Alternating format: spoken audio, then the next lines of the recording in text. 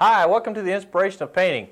Well, in this session today, we're going to do something really different and really quite spectacular, something that you haven't done before. We get so many requests for so many things. Really, I can't do everything, but each month we're going to do something different, so just be patient and you can learn from all of these things. Now, I want to make it real clear that painting is not always a choice thing. Sometimes, especially when you're learning, sometimes it's good to paint a little variety, a little bit of everything, even though we may not like it too much, in order to learn more techniques so that you can do other things. So I really hope that most of you will be patient and not just paint something because it's pretty or because it's something you're interested in, although that's one of the main reasons you paint. It's just that when you're learning, you need to be able to experience a lot of variety, and that's what we're going to do today. We've got a really unique piece. It's going to be something unusual. Now we're going to get to the painting. This is a very unusual painting. It comes from my experience and my days up in the mountains, up in New Mexico and Colorado, and places where I've spent a lot of time vacationing and where I live part of the time. And so let's go over here to the finished piece. This is a very large painting, as you can probably tell on the film. And I call this painting Aspen Glory. It's done up near Angel Fire, right outside where my studio is. And it's late fall. The leaves are just beginning to fall off of this large tree. There's still a lot of color in some of the others. And it's nothing but trees. And it's a beautiful, beautiful painting. It's got a very sort of a, I don't know, mystical kind of sky formation. There's a lot of texture and technique. There's a little bit of variety of color. There's some light coming through. And again, these programs are designed to teach you how to paint, not though necessary to create a masterpiece as you paint it, as mine are not either. These paintings are not masterpieces, okay? So don't think that this is going to be. But there's some interesting things that we have to do to get started. Number one, we'll take our vine charcoal, and I just made a rough outline of where the basic format of the leaves are, okay? And then we've got the large tree that kind of offset to the left where we will put the leaves and the limbs on. That's the very last thing that goes on this painting. I'll get you started on that here towards the end of the painting. We have a couple of layers in here to create a little depth. Even though you can't see far into the painting, you can still see into the trees. So that's something we're going to be doing also. We will refer back often to this. Don't hesitate to call, if you have any questions about it or if you need a photograph to study it up close, because we can furnish that for you. Oh, I was going to say something else too. With the our new endorsement contract with Grumbacher, they have made it real clear to us that I'm excited about this. They have an 800 number for those of you that are really struggling with technical things about your painting that we don't really have time to get to you with. And there's an 800 number, and it's 1-800-FINE-ART. Just dial 1-800-FINE-ART, and they'll tell you all about just about anything you need to know about painting, from acrylic to watercolor to oil, and in even other mediums, other brands of paint. They have a whole range of things they can teach you and tell you on the phone about particular problems, or tell you how to solve it or where to go to get it solved. So that's a neat thing to know, and I didn't know that existed until just recently. So you might want to give them a call if you have any questions, if we can't answer them for you. All right. Now our sky in this particular painting is what we call a muddled sky. It's not particularly have any major clouds of any shape or form. It's just sort of a cloudy day where all the clouds kind of muddle together with a variety of mauves and purples and browns and tans and reds. It's a beautiful sky. It's just very soft and subtle without too much particular shape to any one particular cloud. Now we're going to use our larger brush. Let's see if I can find it here. Okay. And I think we'll use the number 16 bristle brush. Now this is the Grumbacher bristle brush, 1271F. We've been using this one for years in all our acrylics and in the oils. So we need this one. Also now I want to make a couple of points. Now the Grumbacher colors are a tad bit more intense because they have more pigment. It's just a higher quality paint, including the gesso. Now I need to show this to you so that you won't get confused about gesso. We normally had been using the squeeze bottle, and it's much thinner. The Grumbacher gesso is a lot thicker, and see, it comes in a jar like this, and you can use your palette knife to scoop it out. And what I've done to adjust for the use of it is just take a paper towel, see here, and fold it in fourths and get just a square, and wet it like we do the rest, and all you do is take your palette knife and dip some out and put on there, and actually it works much, much better because it doesn't dry out. So, before we just squirt the gesso out on the palette and it would scum over and we have to scrape it off and it created some problems. But this is solving some of the problems, so I'm glad to be able to have this new gesso, and I think you'll find it working better for you too. All right, same rules apply here. We just take and wet the sky here now lightly. Come right on down over the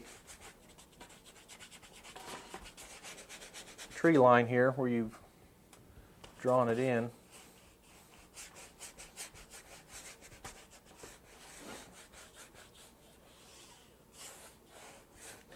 All right, now what I'm going to do here is I'm going to use the gesso and the paint simultaneously. I'm not going to paint it all in gesso and then add the color. I'm going to do it at one time. See, I'm going to take the gesso here, and then I'm going to add a little purple to it, maybe a little red, which I forgot to put back out there. This is the Cad Red Light, which is almost identical color, just a little stronger. And just start doing this like this. You need to put more gesso on there so that it's not just a real thin wash. Now it goes on real thin kind of at first, but that's okay. As it dries, it starts thickening up. The white, then a little orange.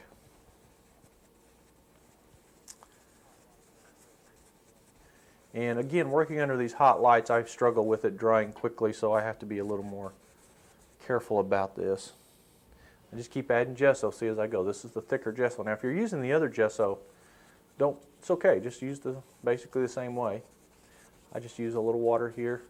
Okay. Now as you go across here, now we're going to darken some of this, and I don't want to get too much on my brush. I'm going to wipe some of it off here. I'm going to use my knife. I like that color. I'm going to save some of that, I think.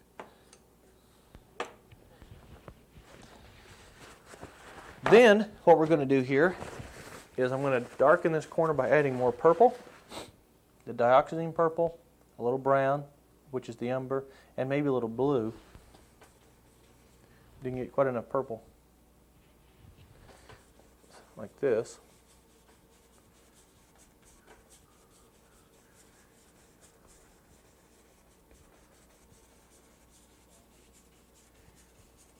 Just keep working, going across. Don't be afraid of it, okay? Just start throwing in all these soft earth tone colors. But always get the gesso in as you go so that it absorbs the moisture and makes the paint more opaque, okay? Very important. So I'm not worried about blending it real good yet or anything. I'm just kind of just beginning the underpainting here, trying to get some color on. So I'm going to add touches of red, yellow, and orange as we go here from time to time.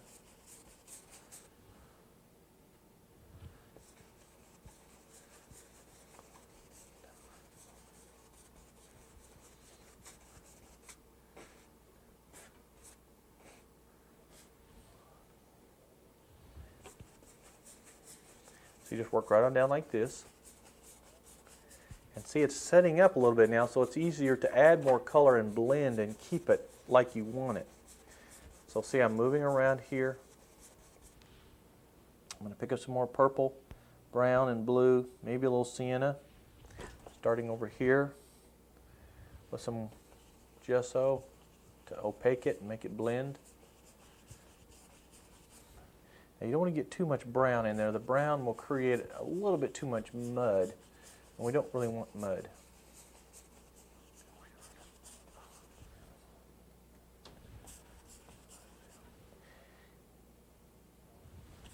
Just a good variety of nice soft earth colors. That's what you want here.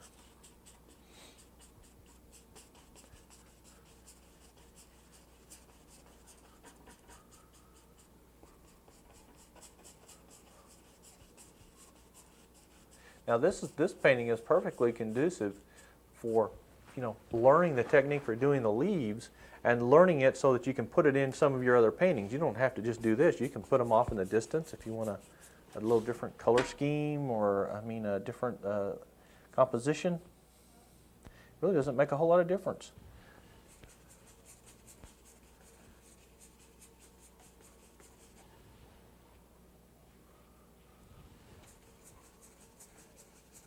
Okay, I'm just going to come across now and just start adding color. Richening the color here and there, softening here and there, adding a little other color, like here I'm going to throw in a little red down here, a little red over here. You want all these colors to be intermingled within the painting.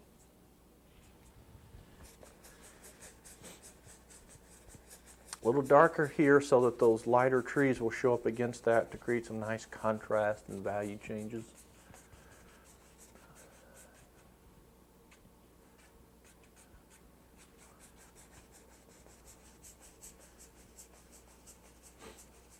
Okay, just come right on through, up like this, over and across, down and around, and just kind of, I don't have any plan to tell you here exactly on this one. Just use the technique we've used for blending in the past and just concentrate on it. See how it's all muddled together, creating light spots and dark spots? It's really a lot of fun. Now when it dries, you can even come back and dry brush in some colors too. But I'm not sure we're going to do that here, but you can do that if you like. Okay, now come over here, add a little more of this color right here and up here. So you just put on a patch and then just dry brush it in. So using these big X's like I've been teaching you to use over the last few months and years.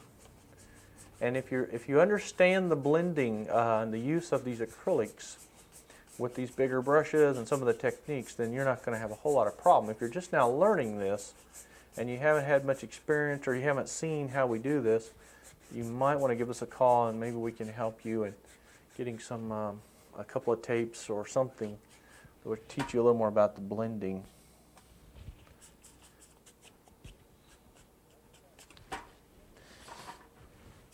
Now after you kind of get this blended to suit your particular needs, then you let that dry real good, and we'll go ahead and block in our underpainting for the trees. Then you can come back and decide if you need to add some more lights or darks or something in a dry brush technique. So we'll see how that goes here in just a second. All right, now the next thing we're going to do is exactly, we're going to block in the background trees. I'm going to go ahead and use the same brush. So just wash it out a little bit and wipe it out. And we're going to go like this. So we're going to get the end of this brush kind of fluffed out. Of course, with these bristle brushes that are traditionally made for oil, they make a nice tree brush because they kind of fade out on the edge. Now, what I want to do is mix up a pretty good sized batch of color this time. Now, what I'd like here is I want to take a big pile of burnt umber. I'm going to take the dioxazine purple. In fact, I think I'll just squirt a little out there.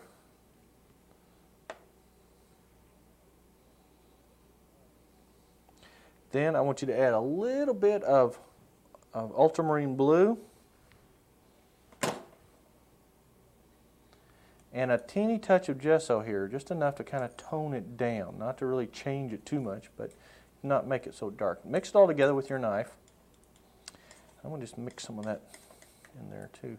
See, the difference between this and the oil, of course, is that you normally don't mix this much up. You just, because it dries so quickly. But in this case, we need so much of it, we really don't have much choice. Okay, see, it's sort of a mauvish, brownish color. It's a really pretty color. I like it for this underpainting. Then we start right here in the background, and we're just going to do the whole foreground with this sort of a textured effect, okay? Just dip the brush in, come up here like this, okay? And just start putting this straight on, and then kind of forming the shape of these trees back here. Now we're going to come back and change them some, but you go ahead and kind of get those built up here.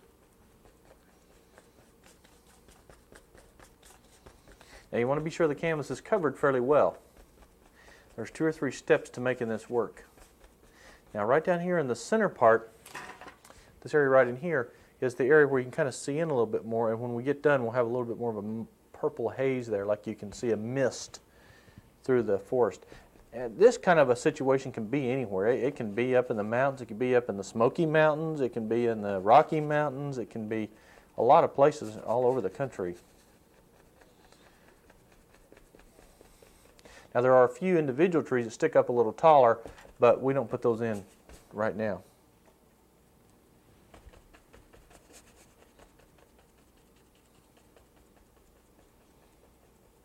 Okay. Okay, do you want to get a little variety of height, shape, contour, and all that kind of good stuff here?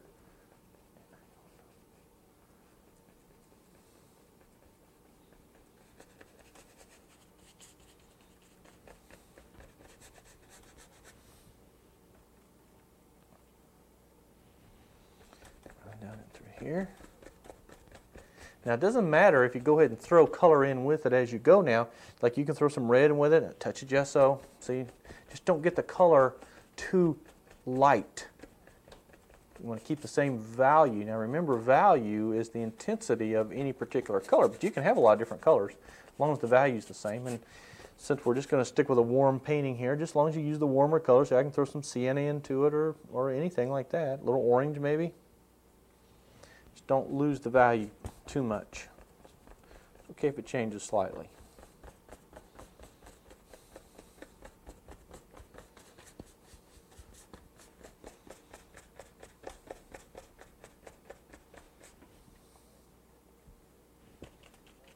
This is not a pretty thing right now. This is just underpainting, but you've got to do it like this to get the texture and sort of some form going. Then we're going to switch to a smaller brush to be in creating the overpainting, the highlights, and so forth and so on.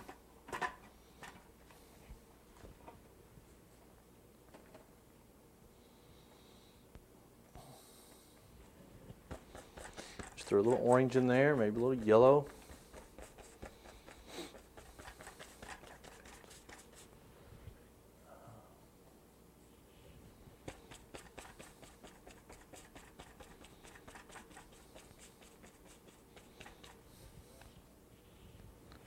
Looks like we mixed up just the right amount here.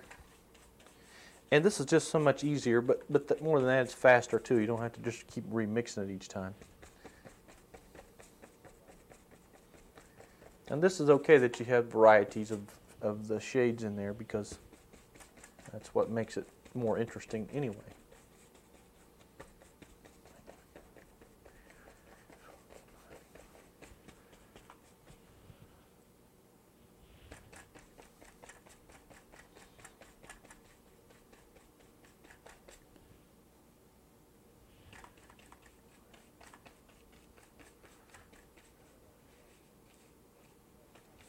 Okay, got a lot of dried gunk in there. See, that happens when you do this because it dries and you get the scum underneath it and on top of it in different places.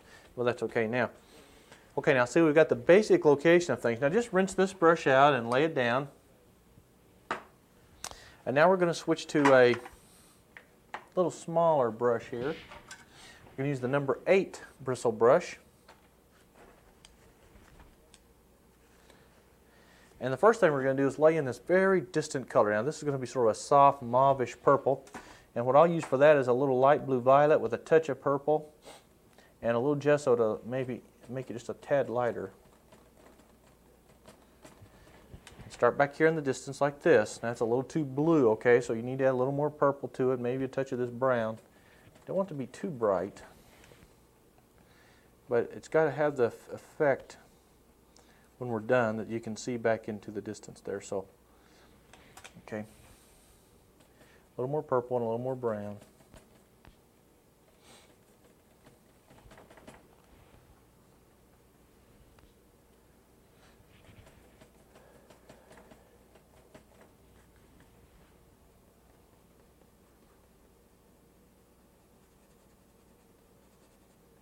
Okay, now just kind of go ahead and give you some shape back there, these trees.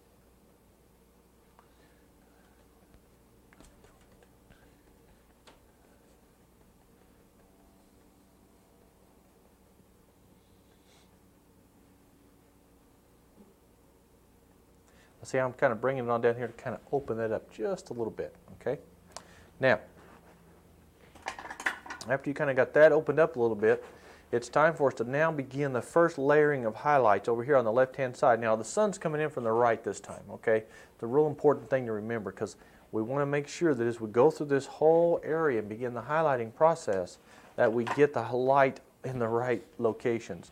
Now, the first thing we're going to do is just go in and build generic shapes. Just find the location of the trees, and you do that by just taking the orange and the red, a little yellow, and kind of combination of those colors. Maybe a touch of white to opaque it. Just a very little touch of this gesso here. And begin up here. Now I'm going to push on the canvas again to make sure that it stays tight.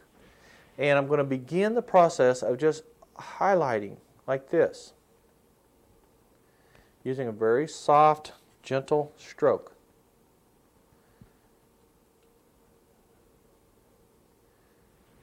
Now if you get it too wet, I got it a little too wet there. That's better. Now the beautiful thing about this is you can always come back and add more dark, you can add more light, you can just create so many really great effects.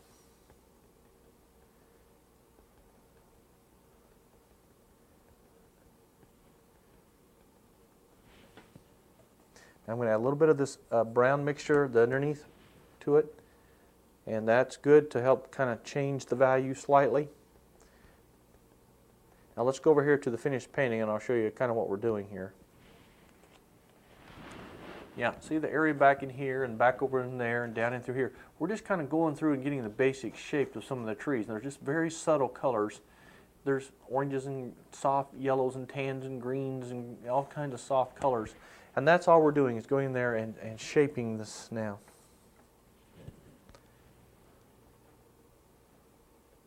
Just like so.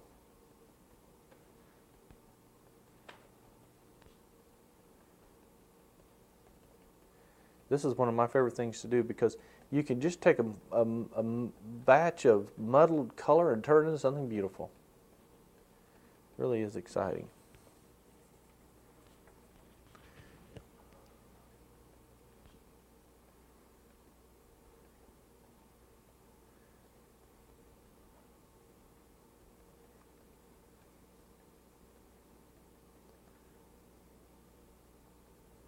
Okay, now see how we're just subtly beginning to see the shape of these trees coming out.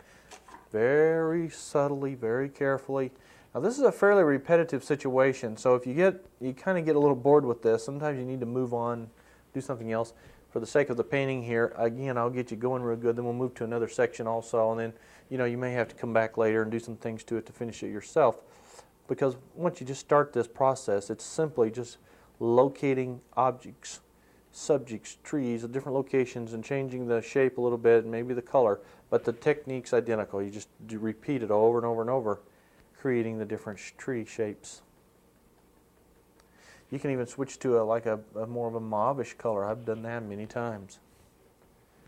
Maybe a red.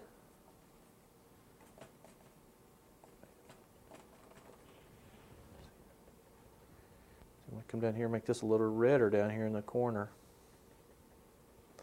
Over in here, I'll make this a little stronger.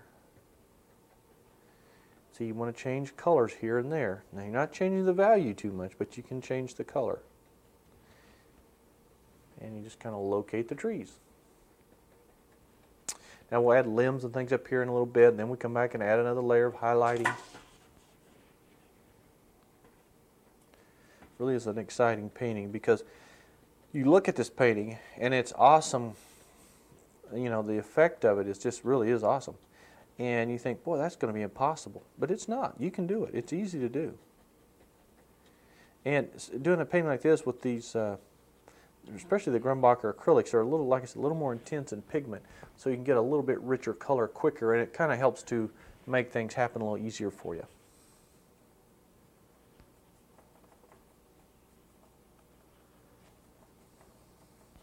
I'm going to add a little yellow here and touch of the orange and red. I'm going to begin right over here now in this section. I see I'm going out beyond the actual shape of the tree because I can create a better form by doing that. I don't want to just hug the very edge of that tree there. That just won't work.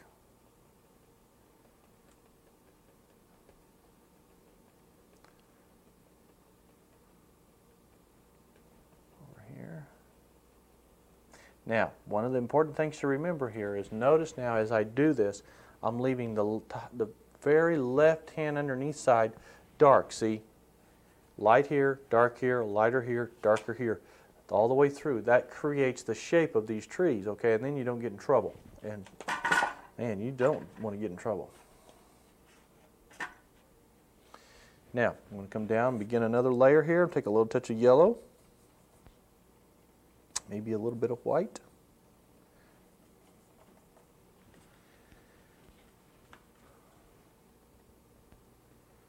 This.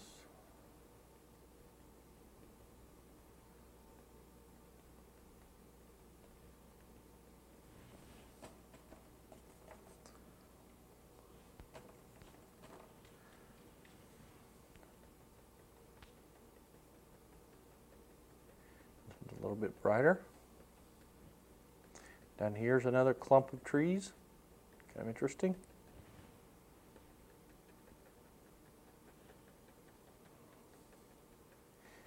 Now to make it interesting, you need to select an area or two where the sun's going to be hitting it a little more, perhaps where it brings out a little further. And in the big painting, I've chosen this section right in here, and I'll probably do the same thing here, just as a practical matter.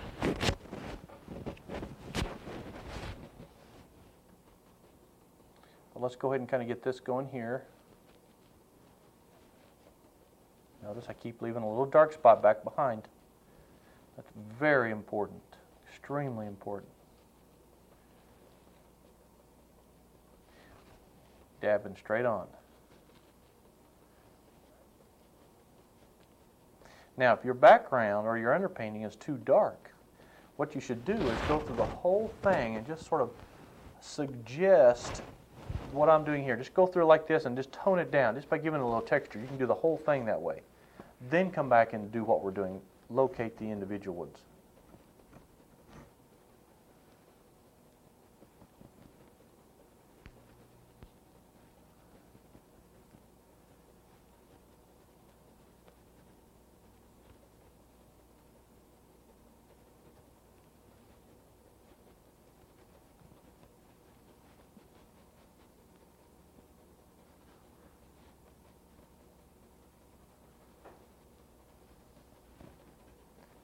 See how nice and soft that's beginning to be? I just think that's so neat. Now to come right on through. Now especially in here, because I got some big trees that come up here, see? And we got to have this background sort of softened in there. So let's take a little bit of, maybe a little purple and the orange and the red. Now don't make it too bright.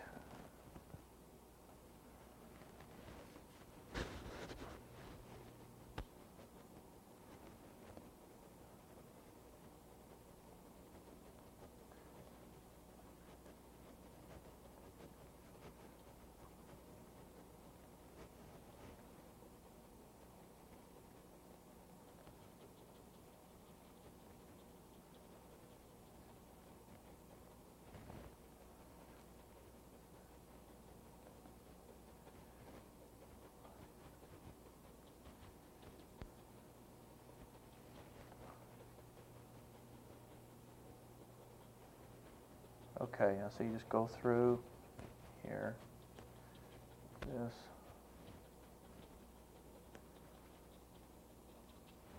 Okay. Now let's kind of get off this for a bit. Like I said, it gets kind of boring after a while. You know, I can imagine if I was sitting there watching somebody do this, I'd be about ready to fall asleep probably. So go ahead and let's start now blocking in a few background trees, or the limbs. And I'm going to use this number 4 or number 6 sable brush, the round one. This is the Grumbacher 626R. And we're going to go ahead and let's move over here to the finished piece now. And I want to show you, see, it's the little trees in here. You can see the trunks to them, and some over on the other side will be building in, some that come up above. We need to start blocking in the location of some of those, and then we can go from there. But also remember that if you wanted to go back in and dry brush in more color, like we've done on some of our other paintings, you can do that with no problem, okay? Now, take a little bit of gesso, and just in this mud right here, this background color, add just a little gesso just to kind of get it a little bit lighter color.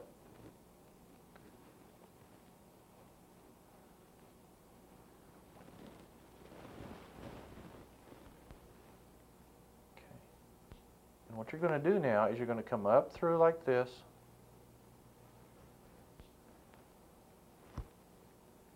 Dry brush in, sort of in between. See, that kind of starts building the, sort of, I guess, the illusion that there are a lot of limbs and leaves and things back up in there.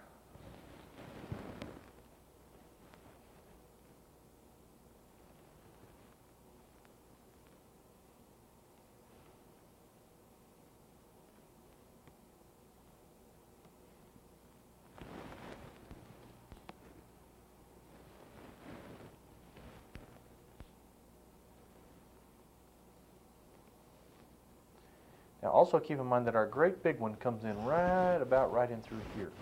And so we want to kind of, in fact, if you want to, more for as a practical matter, just go ahead and kind of sketch this in.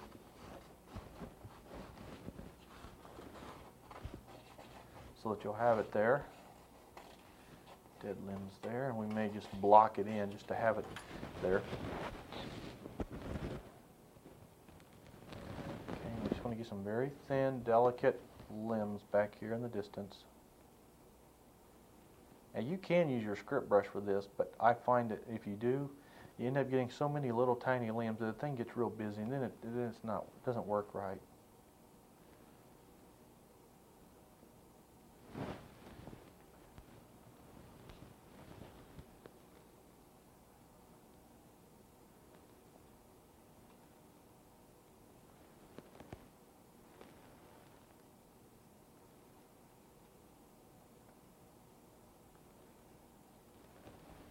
See, just come right on through like this, get them in there. And we'll have some darker ones too, and we'll get some with some highlights on them. Now put that down for a second, and you can go ahead and block in the big tree. I'm going to do that. And what I'm going to do is just take like this number 8 bristle brush, a little umber, a little blue, maybe a light blue violet to kind of gray it just a little bit, because you don't want it to be brown, a dark brown. This is probably, just the color of an aspen tree is really interesting. They got brown and gray and white and tan, but we just don't want it to be a real black tree until we get to the base over here. I think it can be quite a bit darker, as a matter of fact.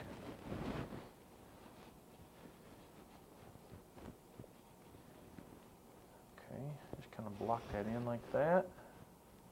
And don't make it real perfectly smooth and clean on the edges, okay? And we're cooking. Now, some of this should be drying fairly well in the background here. I want to go ahead and start the next layering of light. This is where you have to be a little more selective about what you're doing. Now let me come over here and show you what I'm talking about. See, the highlighting on the tops of some of these trees is much brighter. Down in through here, down in through here. It's time now to go ahead and begin getting the next, I guess you might say the next value change. And so we'll use orange and yellow for some of it. We'll use red and orange for some of it, or red and yellow for some of it. Just stay on the fairly, the brighter side of things. Keep a good control on the brush so that it doesn't get, too thick. Just barely touch it, see, and just concentrate now on building that brighter color so it looks like the sun is hitting the tops of these trees, okay? Just be very, very, very, very, very careful. Okay, just like that.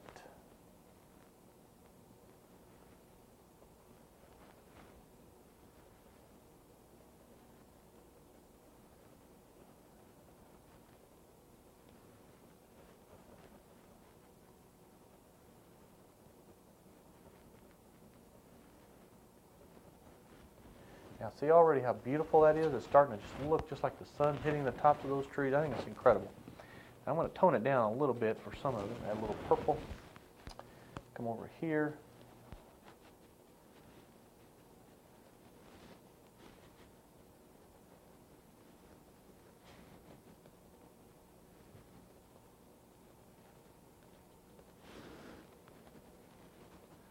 Down through here. A little bit of purple.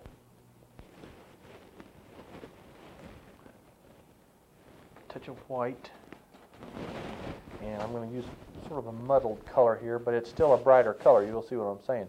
See, it's kind of a grayish, brownish color, but I need that in here You've got to have a variety, not only of color, but of value changes that have some of the earth tones in it. See, that's how you get your eye to kind of bounce around or flow gracefully through the painting instead of bounce. I shouldn't use bounce is the word that you don't want your eye to bounce, you want it to flow. Okay? So see, by adding these softer intermediate values, you create more of a flowing mood instead of a bouncing mood. Now, we're not too interested in making this too dominant over here because it's sort of just there. But as we move on over to this side of the painting, it gets a little bit more important that we make things happen a little more. So I'm going to use a little brighter color, a little yellow and orange. Okay, now see, we just keep going here, and I'm putting some brighter colors here and there. Some of these trees we want to look like they're coming forward, and that's what the yellow does. It creates a more of a forward look. In fact, if you put the yellow on a little stronger, see on the edges, the very edge, see that's another value change. And boy, it looks just like the sun's hitting that, and it's out here in front of us, and we want some of that. So, don't be afraid to create that other value occasionally.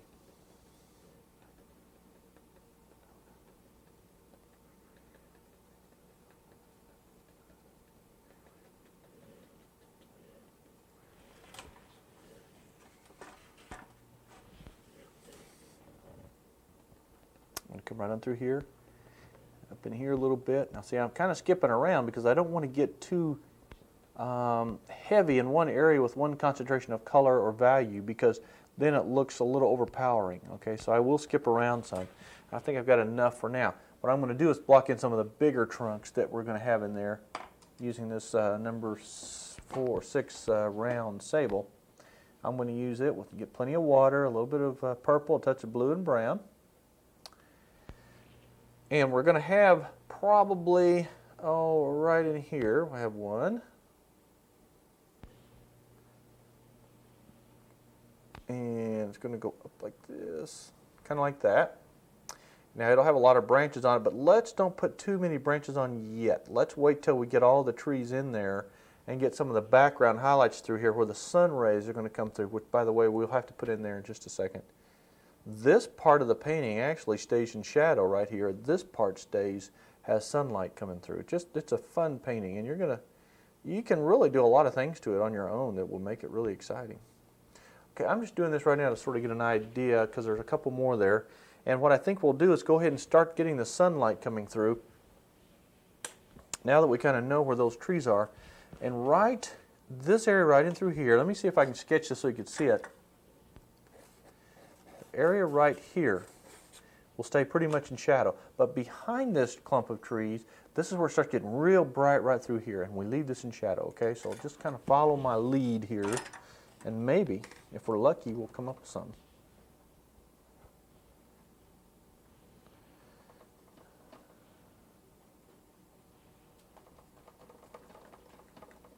Now I'm going to the red and the orange, and I'm going to get a pretty clean, bright color for back up in here.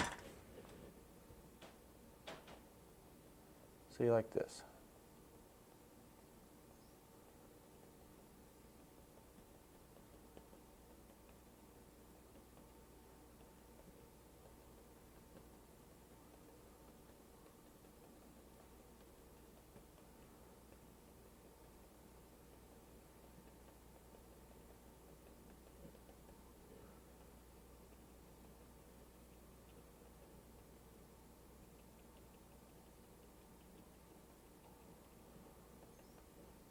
Okay, now see, we just keep building right through here, creating a dramatic effect that light's hitting this. Now you can change the color some if you want to go more in yellow. Just keep it pretty vivid. Like right here, I'm going to make this a little more vivid.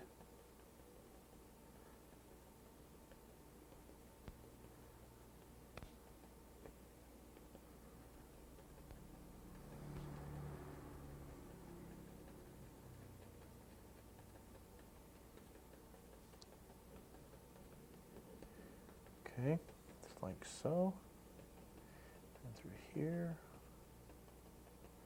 Now see, I'm kind of making things a little brighter all through this section so that it looks like, and I'm avoiding this area, okay?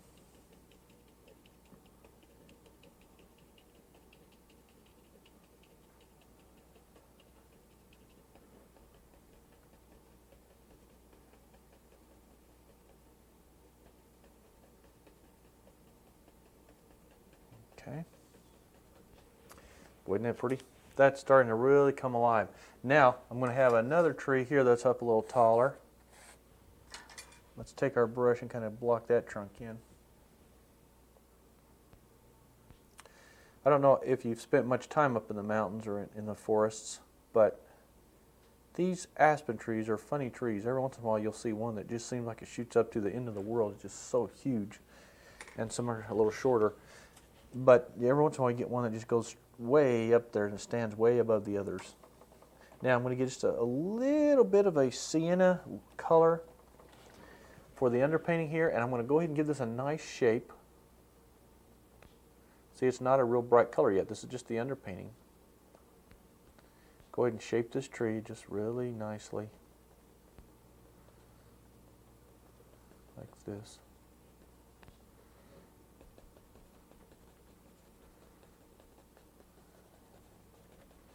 Come on down in through here.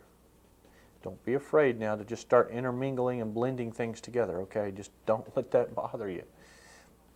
Now, this tree, I want it to pop out a little bit, so I'm going to put a little more of a yellowish glow now on the edge of it. Right on the very edge.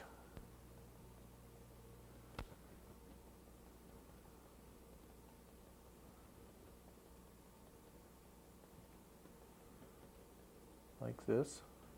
So that it looks like it's kind of standing out just slightly in front. Now, this is a little different concept than what I've got up there, but that's the whole point. I mean, I could paint the same painting over and over a dozen times and it'll come out different each time, just because that's the nature of painting. You know, each time it looks a little different.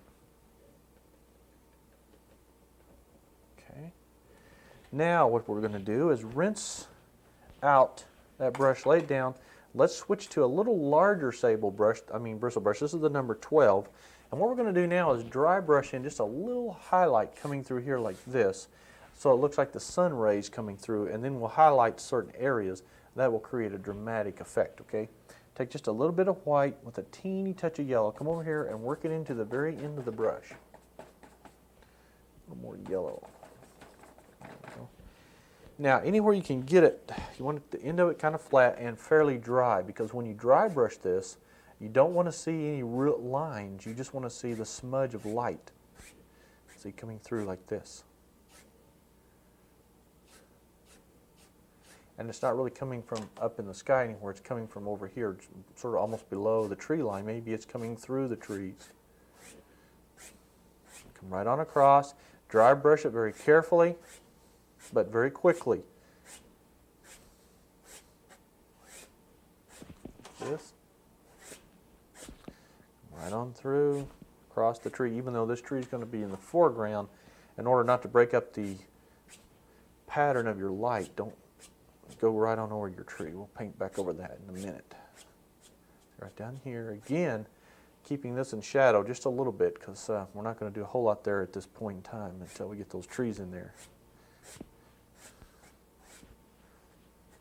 Okay. Oops, so you want to be careful when you're trying to add on to. Now, when my sky dried out here, I dried out with some of the brush marks showing, so I'll go back in later and kind of soften some of those out. If yours has done that, you should do that before you put this big tree up in here. But again, for the sake of time in these lessons, I don't spend a lot of time doing those things, but I sometimes like to tell you about it so you can get it done on yours. Now, over here, we have a large tree. Now, if you move over there and look on the very right side of this painting, we have a fairly large tree here that comes up. Now, that's an important tree here because that sets the stage for boxing in the painting and acts as an eye stopper. Okay, so we're going to take this same brush, this number 10 or 12 bristle brush. We're going to take a little bit of purple and sienna, a little orange and yellow, and we're going to go and get sort of a darker back underpainting color. And start here and go ahead and begin shaping a tree, just kind of getting the form of it, like so.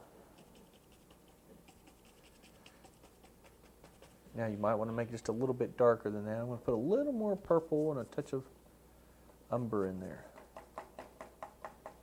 A little orange maybe. The orange just kind of adds that little bit of a fall effect.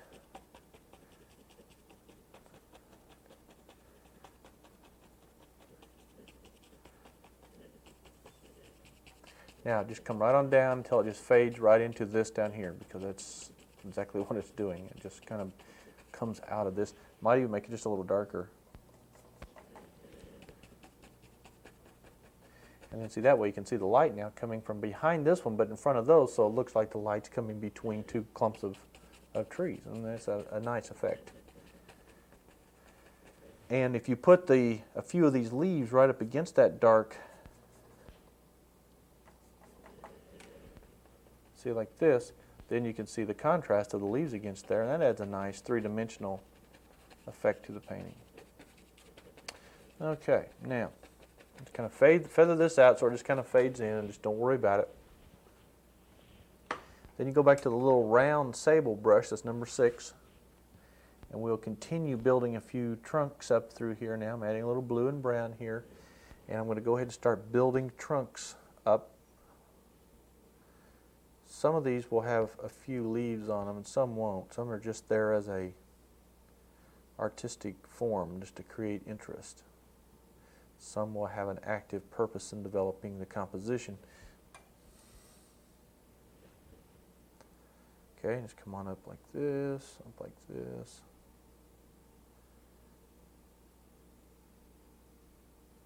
Now, like I said, if you want to get at your script brush at this point and do some of this, please feel free to do so. I find it's okay to do that sometimes, and sometimes I find that it just gets right in my way, because it creates too many really thin lines, and I'm not after that yet. You're going to have a few. Okay, so you build up a few leaves there. Then when you have this in your hand, you can go ahead and add a little bit of sienna and yellow to it with a touch of red. This gets sort of another sort of a sienna color, and I'm just going to go ahead and just sort of start beginning to scumble individual leaves here. See, like this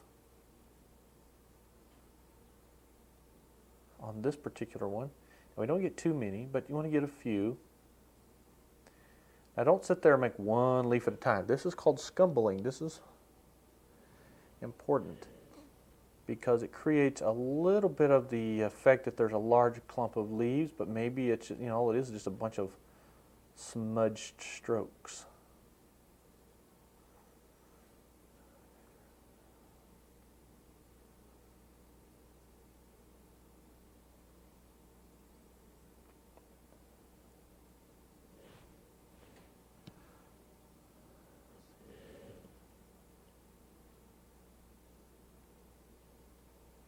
Now this again is something that's relatively repetitive, and you don't want to get stuck doing it too long in one area, or you get real frustrated with it. You get a little bit, it gets a little stale, and pretty soon you don't do the job that you should be doing with it. And so it's a good idea to skip around the painting. Don't spend a lot of time in one area.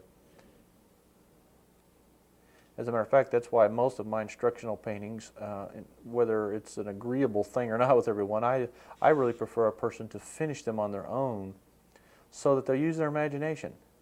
I don't always finish mine. I like to move around the painting, kind of get all the components in place, tell you a little bit about how to do it, and let you kind of work it out.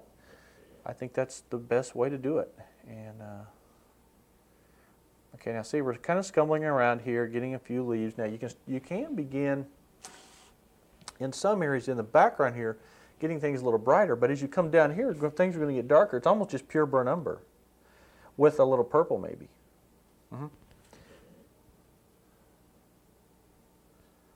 Because see, this creates that forward shadow look. And if you put a lot of bright leaves on here, then it pushes it back into the path of the sunlight, and you create a problem. Your diversion of light will be in the wrong place. So see, by putting dark ones here, it looks like these are forward, that's setting back, and you create a wonderful piece of depth. Yeah. So that's what you're going to do now. As you come down into the foreground, you make these scumbled leaves a little bit, in fact, quite a bit darker, very dark, so that it shows up against that dark background, and you continue creating the effect. Now notice where I'm holding my brush too, and I kind of lean back and get square. Now, it's much different for me here than it is for you all. You should be right square in front of your canvas. you should be standing back about every few minutes right in front of it and taking a look at it to see how things are going. Don't spend a lot of time with your nose stuck right up on it. That's not going to cut it.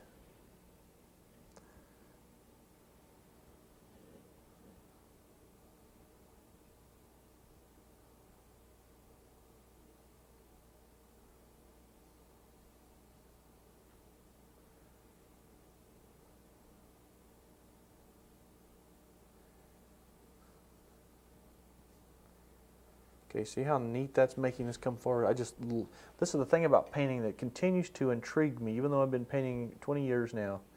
Every time I do a painting and something sort of magical happens, it's like starting all over my career again, because it's exciting. And you should have that freshness and excitement in your painting. Okay. All right, now let's don't carry too much down here right now. We'll kind of end right there. Just a little bit more. Move over here. And what I would like to do at this point is go ahead and continue brightening this area right here. Wipe my brush out, take a little bit of yellow, maybe a teeny touch of orange. And let's get this a little brighter now. You can add a little white to it, pure yellow if you want to get a golden color. I've been contemplating about this brightness. Now, see, yellow is a very hard color to get it to stay in its natural form in acrylic because it's so transparent. When it dries, it so often is much, much lighter, or duller, I should say, than it was when you put it on. So it takes several layers sometimes. See, kind of back in between here, a little brighter highlight here and there. And pretty soon this thing just starts to come alive. I mean, see how quickly and beautifully that is already beginning to look? It's just an incredible painting. So I think we're going to let this sit for just a little bit and move over to our bigger tree here. And one of the things that I wanted to share with you on this large tree is that it's got no doubt a lot of limbs. And we're going to put a few limbs on there to get started. Then we put the bark on it. Then we start the leafing process. And just like the rest of this, I'm going to get you started on it, but it's so repetitive after that it just becomes so boring if you're just watching it or anything. So I'm going to let you take the time to finish it to fit your needs. But now we switch to our script brush here, if I can find what I did with mine. Oh, here it is. Okay, and we're going to go ahead and begin blocking in some major limbs. And I will use both. I'll use the number 4 script brush, the 7357 Grumbacher script brush, and the 626B round sable. And I'm going to go ahead and start with it to kind of get some of the bigger limbs kind of out here like this. Now, I'm going to add a little blue to that with a teeny touch of light blue violet to tone it down. I don't want it to be quite that dark. There we go. That's better.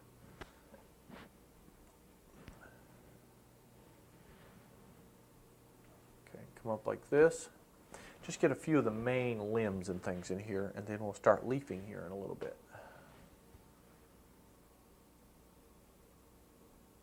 Then see, after you get the main limbs, then you switch to the script brush. And we start the process of making smaller, see, just enough to add some interest to this thing when we get ready to finish it.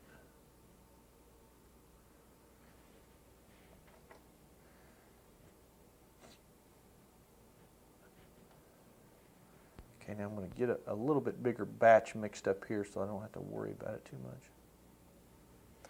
Okay, now let's go out this way. Now I'm not going to go out too far. Now I want to tell you something about these aspen trees. A lot of people when they paint, they don't do enough research to know what they're painting and why it does what it does. And that's something I pride myself in, is knowing what's happening out there, okay? And that's what you have to do. But in aspen trees, limbs do not go out very far. They kind of hug the shape of the tree. Now, I'm not saying they don't go out, but they just don't go way out like a giant oak tree or a willow tree or some of those that they have long, lanky, lingering forever type of branches.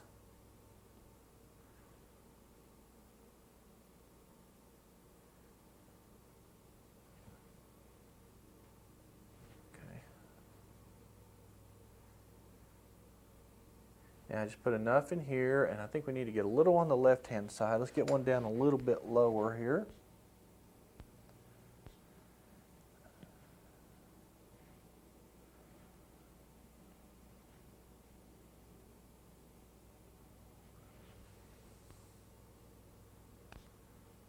Okay. You would kind of branch that just a little bit. Now we'll put some, other colored ones too. There's some white ones, some light ones, but let's just get the main ones in here first.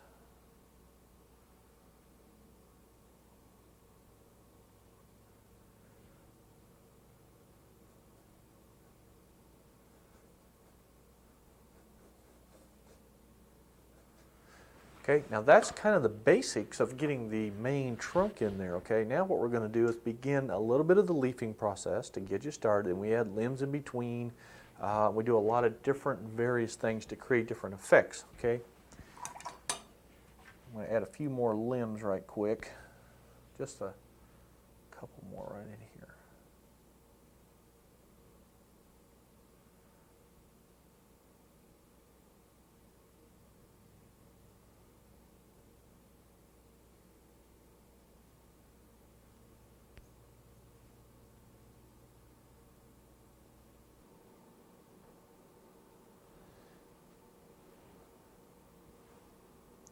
Now after you get a few of these limbs on here, then we're going to start highlighting the bark on the tree. Now, if you've not seen many of these kind of trees, they're a little different than you might think. If you look over here at the finished painting, you'll see what I'm talking about. The bark on an aspen tree kind of goes in a circular motion around the tree. It's got little eyes in it, but it's got a whitish color to it, and it's not what you think. It's not pure white. It's got a little bit of tan and purple and gray in it. Of course, this one's got a lot of shadow on it, so you don't see the full range of color in the tree. And that's the same thing we're going to have here. But it's got a much whiter highlight, as you can see, than a traditional highlight. So we want to achieve that here by taking our number 6 bristle brush. Now this is the little pre-test Grumbacher brush, the bright. B means bright, and that's what they are, a shorter bristle, as opposed to the long bristle brushes. See, there's a big difference in them. And so this makes it a little stiffer and a little easier to do certain things. Now what you're going to do now is you're going to go down to your palette here. You take a little of this gesso and a little touch of yellow, just a teeny smidgen. Okay, and you start right on the edge of the tree like this and just kind of whip it around like this.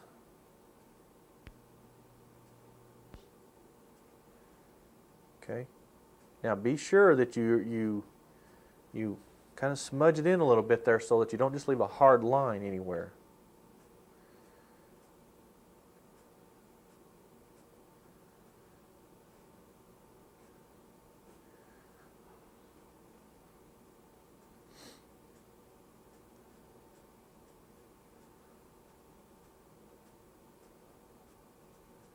Okay, now sometimes you can use a dry brush in a vertical motion, kind of tie it together, and that works real well.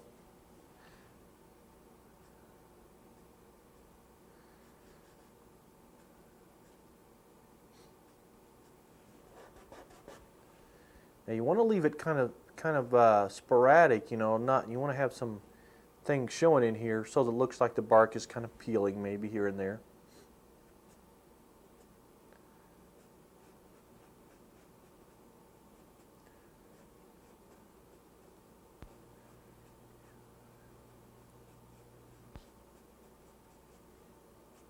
Okay, just come right on up.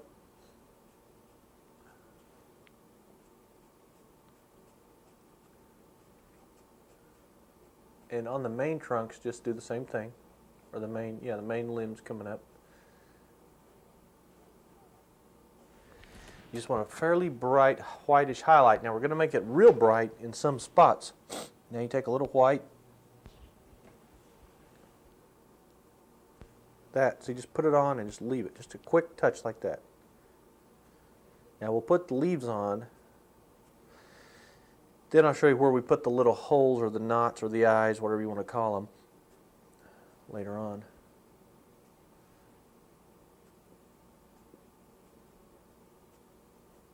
Okay. Just Let's make it a little brighter right through this section of the main tree. Okay? Rinse it out. Now we're going to take our number 626B. This is the Renoir flat sable. This is going to, this is the number 4. Now let's go down to the palette. We're going to mix up some color now for the reflected highlight on the back side of the tree. We've done this many, many times. You should be familiar with it by now. If you're not, every painting that has round objects, and not just trees, but people too, arms and legs and anything that, rocks, that has a rounded shape to it, usually, not in every case, but usually has what we call a reflected highlight. And that's a little bit of a bluish, purplish cast on the back side, and that gives the painting form, or the object form, three-dimensionalizes it really well, but it also adds a little dimension of light that most people don't realize is there. A beautiful thing to do. Now it can be a wide range. I'm using the purple and the light blue violet, and we create this nice soft purplish color on the back side of the tree. If you want to go over to the original painting, you can see what I'm talking about. Starting at the bottom here, you can see it goes up on the back side all the way up. You can see the purple highlight on the back side going up through the tree, and that's an important thing because that adds that final dimension to the trunk.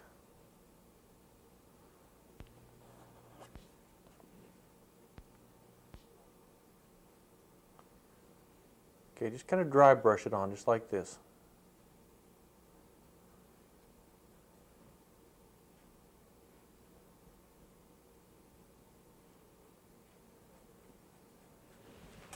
Okay, that's all you have to do. You don't have to do it to all the little limbs, just the main ones, and maybe a couple of these going up a little ways, but that's basically all you have to do. Then, we're going to take a little blue and umber. Find you a couple of eyes, just like this, just to kind of make a little sort of a shape like that. It's got sort of little tear drops on each side, or tear ducts, and you can kind of put little broken areas like this, just kind of little dark smudges that follow the shape of your tree. See, and that just all of a sudden makes the tree look just real, just so good.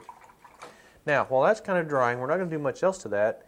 But we're going to start the leafing process, and here again, just for the sake of time, because you don't want to watch me paint leaves for the next 2 hours. You can do that, and I can do that later too. But I want to get you started, so let's move over to the finished piece, and let me kind of show you what we're going to do with it. Now, this tree being as close as it is, as you can see, the leaves are fairly good size. Okay, so we're going to go through first. There's a lot of variety. There's the darker colors, some real dark ones. You got some rust color. You got some orange and yellow ones, some brighter ones. There's a variety of colors. But the brightest ones are the yellow ones with the sun hitting them, and they kind of look like they're on the edge of the tree where you kind of create a three-dimensional form. So what you're going to do now, down here on your palette, take your burnt sienna, maybe a touch of purple, a little orange, and just begin like this. And there's no particular place to start, but I want you to take your brush and do this little whip like this. This creates sort of a little shape of a wispy leaf. Now you just go through and begin building your formation of leaves with this. There are some times, now these are the ones that are close up to you, so they are more individual.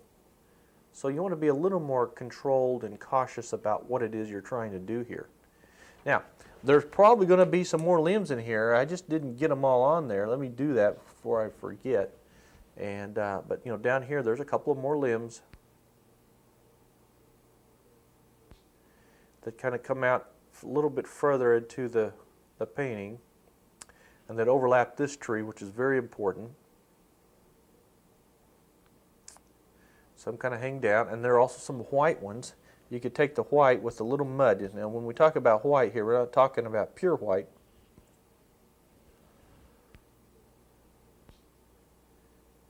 But this is good because you could create the effect of, little broken, twisted limbs coming off.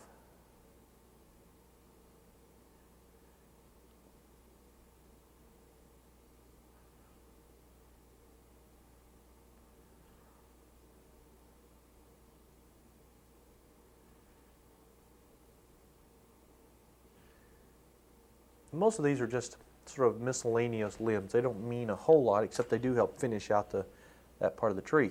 Now you just go back to the process of using your umber, your brown, your purple, little orange, and go ahead and get some pretty dark ones and go right over the edges of the trunk here. Don't be afraid. A lot of times when people leaf trees, they're afraid to touch their tree. Well, that's just too bad. You've got to do it. Don't be afraid.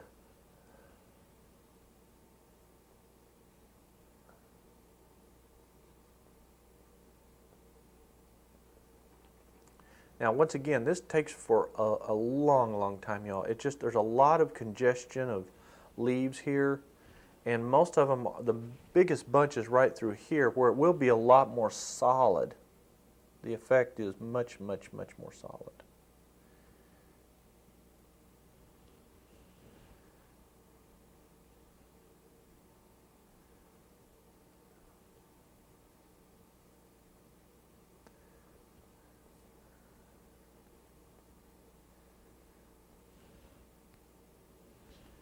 Okay, now again, see, this is something that's just very repetitive, takes a lot of time and a lot of effort on your part to get it to where it looks like you want it to look.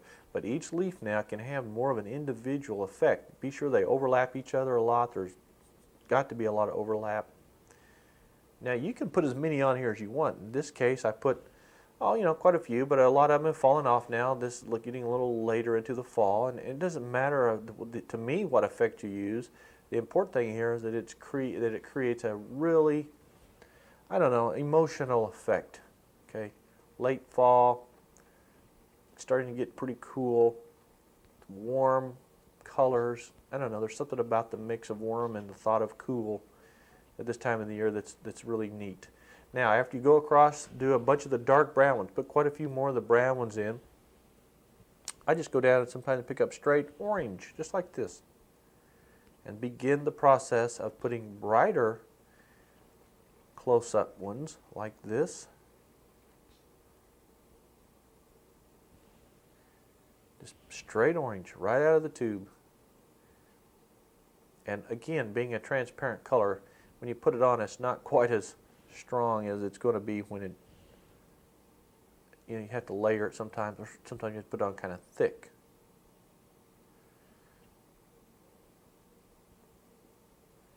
Straight yellow is okay too, like this, see, to create an individual leaf if you want to look like it's out in front.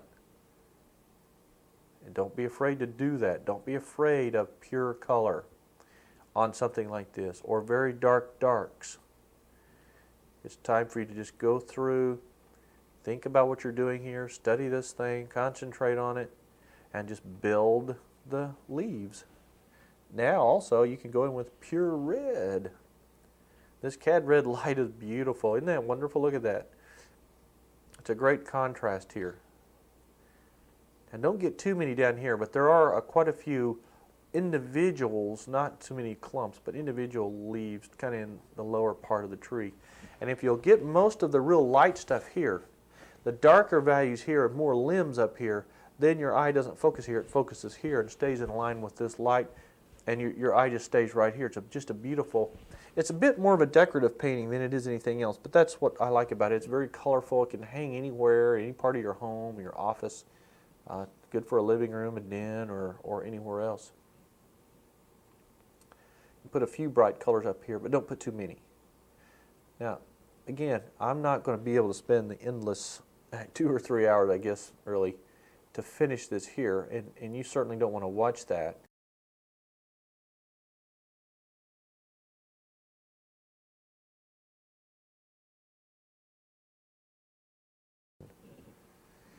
And so as we start winding down here, I just want to remind you now that you've got an 800 number for it's the art hotline with Grumbacher. If you're interested in attending one of my seminars, which we will be having soon, we're going to start up some seminars before too long. Now, I'm not going to give you any dates right now, but if you'd like to be on our seminar list, or you would like information on a private lesson, you can go ahead and write my private studio, and I'm going to give you that address and number in just a minute, or you can call our 800 number here at Hickory Ridge, and they'll forward the information on to me, and we'll put you on our list for either a seminar or a private lesson in my personal studio.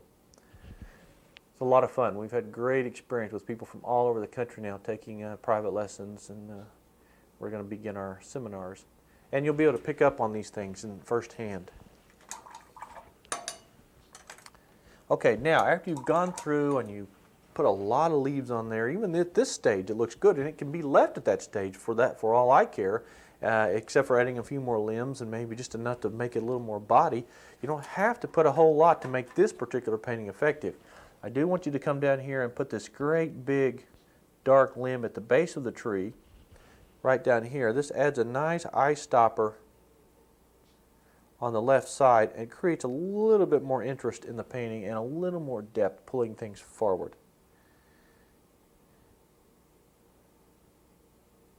Now this could be sort of a dead one. You could put maybe just a couple of leaves on it if you want to. It doesn't really matter.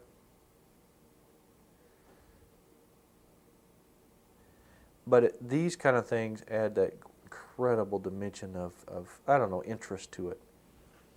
I'm going to darken this part right here because it's in shadow.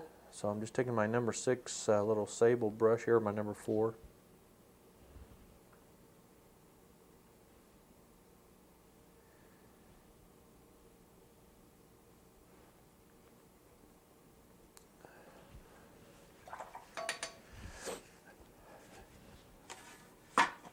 Same thing over here now to refine your painting. And again, like I told you earlier, there are lots of places where you're going to have to come through and add the final leaves and limbs and highlights. And you'll have to do that by using your own judgment where you want things to go, especially if yours has changed a little from mine, which quite likely it has. Or if you're trying to be a little more exacting, you can look at the finished photograph and study it. But you've got to be getting enough limbs and leaves and things in here in order for this thing to look complete. You don't want to leave some of the trees unattended so that you want them to look like they're standing up, they're not falling down. And you just go through here and there in between the highlights. Now this is important. Don't go over the highlights because they will create a little bit of a problem for you. So you just go through and add your limbs where you want them to be, add brighter colors where you want, more leaves on this thing. I would probably go in and add a whole bunch more of just dead, or not dead, but you know, they're just, the leaves have fallen off now, and this will add a nice touch. I've got quite a bit of this over there in the finished painting, and we'll end this program watching that painting while I'm giving you the address and phone number where to call or write for a lesson or some more information. See, I'll just go through and put quite a few limbs in there. And then don't forget, you can put a nice little, bird flying back in here if you want to, and that adds a little touch to it. You can make the light a little brighter coming through.